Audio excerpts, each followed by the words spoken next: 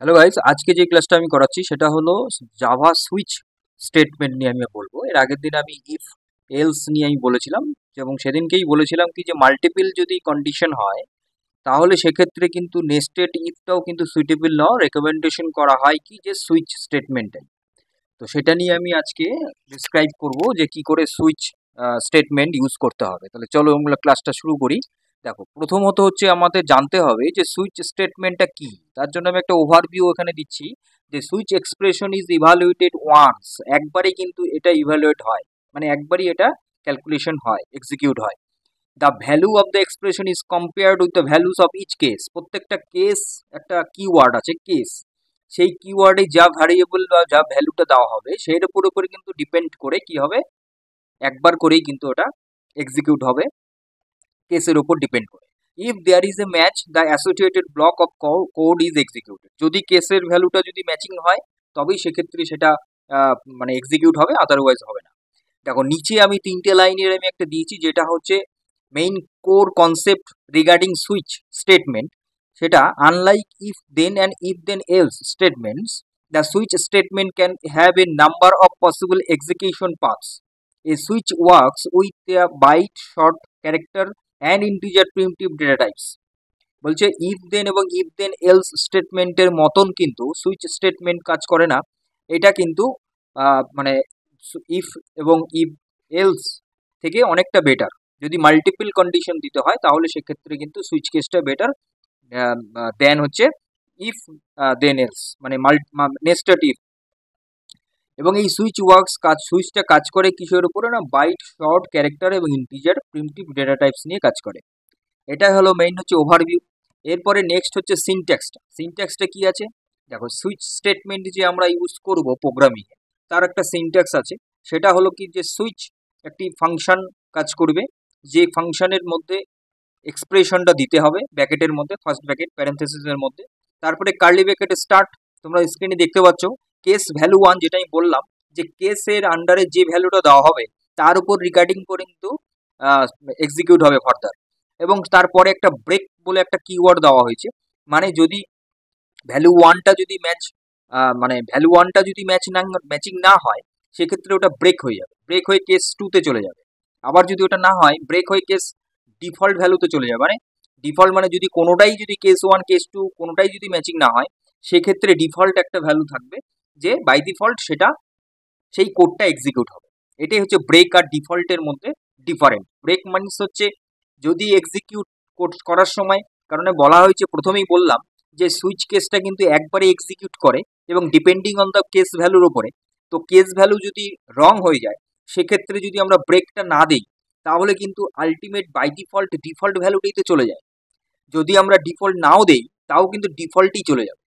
কিন্তু এক্ষেত্রে আমরা ডিফল্ট আমরা কোন সময় ইউজ করব, যদি আমার এরকম হয় কি যে মাল্টিপল কেস আমরা হচ্ছে, যে ক্ষেত্রে যেই জায়গাটাতে আমার ডিফল্টটা দেওয়ার নেসেসারি আছে সেই জায়গাটাতেই আমরা ডিফল্টটা ইউজ করব। যদি কেস ভ্যালু 1 ফলস হয় তাহলে ব্রেক হয়ে কেস ভ্যালু 2তে যাবে, যদি কেস ভ্যালু 2টা রং হয় তাহলে কেস ভ্যালু 3তে যাবে, আদারওয়াইজ কি হবে, ডিফল্ট ভ্যালুতে যাবে।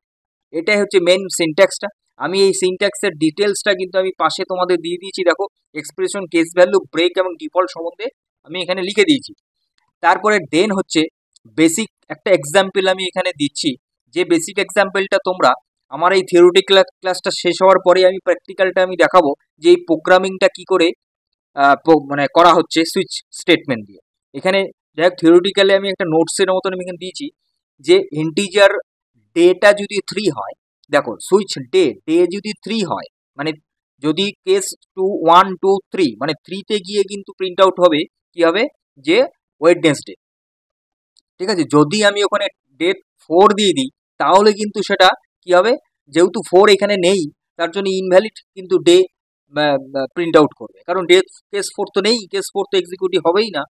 তো যেহেতু এখানে কেস 3 পর্যন্ত দেওয়া হয় যে ডে 3, তো ডে 3তে কিন্তু ওয়েডনেসডেটা করবে।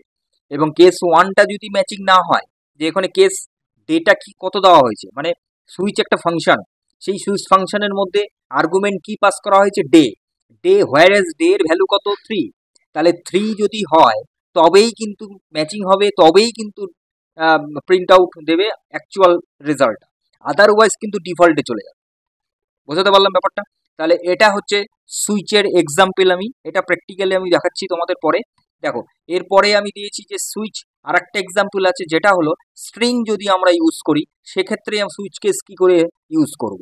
দেখো যদি আমাদের ফ্রুট, আমি ফ্রুটের উপরে নিয়েছি, যে ফ্রুটটা কি যদি অ্যাপেল হয়, মানে অলরেডি আর্গুমেন্টসের ভ্যালুটা অ্যাপেল দেওয়া হয়েছে, একমাত্র তাহলে কেস যেখানে অ্যাপেল আছে একমাত্র সেই স্টেটমেন্টেই কিন্তু এক্সিকিউট হবে, আদারওয়াইজ কিন্তু কোনোটা এক্সিকিউট হবে না।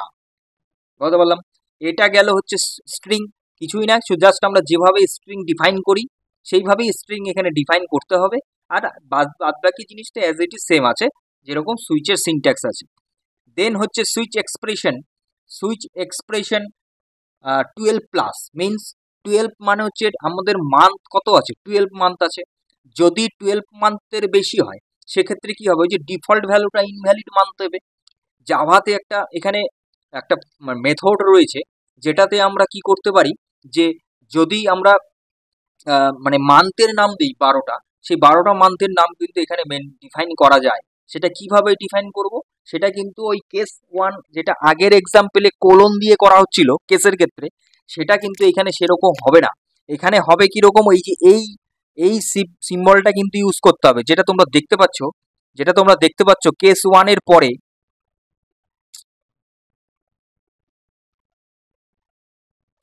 কেস 1 এর পরে তোমরা দেখতে পাচ্ছ যে একটা সিম্বল এখানে কিন্তু ইউজ করা হয়েছে, দেখেছো এই সিম্বলটা, এই সিম্বলটাই কিন্তু এখানে ইউজ করতে হবে যদি আমরা কি করি, যে মান্থ যদি আমাদের শো করাতে হয়, মান্থটাকে নিয়ে যদি কাজ করতে হয়। দেখো ইন্টিজার মান্থ 8, মানে 8টাতেই এক্সিকিউট হবে, কিন্তু এখানে যেহেতু 12টা মান্থ রয়েছে, সেই 12টা মান্থকে আমরা কিভাবে এখানে আমরা ডিফাইন করব, সেটা হচ্ছে একটা মান্থ নেম বলে একটা স্ট্রিং নেওয়া যেতে পারে, সেখানে সুইচের ভেতরে মান্থটাকে চালিয়ে দেওয়া যেতে পারে। মানে এটা একটা অন্য একটা ওয়ে, মানে সুইচ স্টেটমেন্টকে কোডিং করার একটা অ্যানাদার ওয়ে, যেটাকে বলা হয় জাভা 12+। যেটা করতে হবে এইভাবে, যে সুইচ যে মান্থ যেটা আমরা নিচ্ছিলাম, মানে সুইচ যে মেথডটা আমরা নিচ্ছিলাম, সেটাকে আমরা আরেকটা ভ্যারিয়েবলের মধ্যে নিয়েছি মান্থ নেম, সেই মান্থ নেমের মধ্যে দিয়ে বাদ বাকি case 1 case 2 case 3 as it is চলবে, শুধু একটা হাইফেন দিয়ে গেটার দেন সিম্বল দিতে হবে, যে সিম্বলটা দিয়ে আমাদের ডিফাইন করতে হবে মান্থগুলোকে। তো এটা কিন্তু হচ্ছে, এটাই এক্সপ্রেশনটাকে বলা হয় জাভা 12+ এক্সপ্রেশন। দেন হচ্ছে ফল থ্রু, বিহেভিয়ার, এটা একটা আর একটা কেস, সুইচ কেসের একটা অ্যানাদার ওয়ে, যেটাকে বলা হয় ফল থ্রু। কিরকম, দেখো ইন্টিজার নাম্বার 2 দেওয়া হয়েছে, সুইচ নাম্বার যেখানে 2 হবে সেখানে কিন্তু 2টাই কিন্তু প্রিন্ট আউট হওয়া উচিত, ঠিক আছে? তো এইবার কি হচ্ছে, যে কেস 1 কেস 2 অ্যাকচুয়ালি আমাদের এখানে কিন্তু ব্রেক নেই, দেখো কেস 1 এর পরে ব্রেক নেই, কেস 2 এর পরে ব্রেক নেই, তাহলে কি করে, যে কেস 1 যদি ম্যাচিং না হয়, ম্যাচিং তো হবে না কারণ 2 দেওয়া আছে, তাহলে কি করে গিয়ে তাহলে অ্যাকচুয়াল রেজাল্টটা দেবে, সেটাকে বলা হচ্ছে, এটাকে ফল থ্রু বিহেভিয়ার, যেটা হচ্ছে কি ডাইরেক্ট কি করে, যে ওই 2টাতে গিয়েই এক্সিকিউট হবে যদি আমরা ব্রেক না দিই, ঠিক আছে? তো 2টাতে গিয়েই কিন্তু এক্সিকিউট হবে। এটা গেল। এরপরে হচ্ছে যেটা আমি সামারি দিয়েছি, যে আজকের ক্লাসে আমরা কি কি বোঝালাম। প্রথমত হচ্ছে সুইচ স্টেটমেন্টটা আমরা বোঝালাম, যে ইফ এলস ইফ কনস্ট্রাকশনের সাথে কম্পেয়ার করে আমি একটু বললাম তোমাদেরকে, can be used with integers, numbers, মানে eliminator numbers, characters, string. Eliminator numbers হচ্ছে সেই নাম্বারসগুলো যেগুলো তোমার ওই মানে আদার্স যে নাম্বারগুলো, মানে ইন্টিজার মানে ফ্লোট, ডবল, এই নাম্বারগুলোকে এনুমিনেটর নাম্বার বলা হচ্ছে। তারপরে ক্যারেক্টার এবং স্ট্রিং। আর ব্রেক হচ্ছে দেওয়া হচ্ছে কি, যে প্রিন্ট ফল থ্রু, মানে ফল থ্রুটাকে প্রিভেন্ট করার জন্য। মানে ফল থ্রু কি, ওই একে তো এক্সিকিউট হচ্ছেই না, ডাইরেক্ট গিয়ে চলে যাচ্ছে একদম জায়গা মতন। তাহলে এই যে ফল থ্রুটা, মানে এই ফল থ্রুটাকে যাতে আমরা প্রিভেন্ট করতে পারি, তার জন্য আমরা ব্রেক ইউজ করতে পারি, যাতে প্রত্যেকটা এক্সিকিউট হবে, 1 এক্সিকিউট হবে, 2 এক্সিকিউট হবে, 3 এক্সিকিউট হবে, এরকম ব্যাপারটা। তারপরে হচ্ছে কি, যে জাভা 12 ইন্ট্রোডিউস আমরা দেখলাম, জাভা 12 মানে যদি আমরা আর একটা ওয়ে দেখলাম, যে জাভা 12 এ আমরা একটা সুইচ স্টেটমেন্টটাকে, মানে সুইচ মেথডটাকে আমরা আর একটা ভ্যারিয়েবলে নিতে পারি, নিয়ে তারপরে মানগুলোকে আমরা ডিফাইন করতে পারি কিরকম, হাইফেন দিয়ে গ্রেটার দেন সিম্বল দিয়ে, তখন সেই জায়গাটাতে কেস 1 কোলনটা হবে না। তাহলে এই হচ্ছে আজকের ক্লাসে মূলত বলার। আমরা এর পরবর্তী আমরা তোমাদেরকে প্র্যাকটিক্যালটাতে নিয়ে যাচ্ছি তোমাকে, সেই প্র্যাকটিক্যালটা তোমরা দেখলে পরে সুইচ স্টেটমেন্টটা আরো বেশি ক্লিয়ার হয়ে যাবে। তাহলে চলো আমরা প্র্যাকটিক্যাল ক্লাসটা একবার দেখে নিচ্ছি।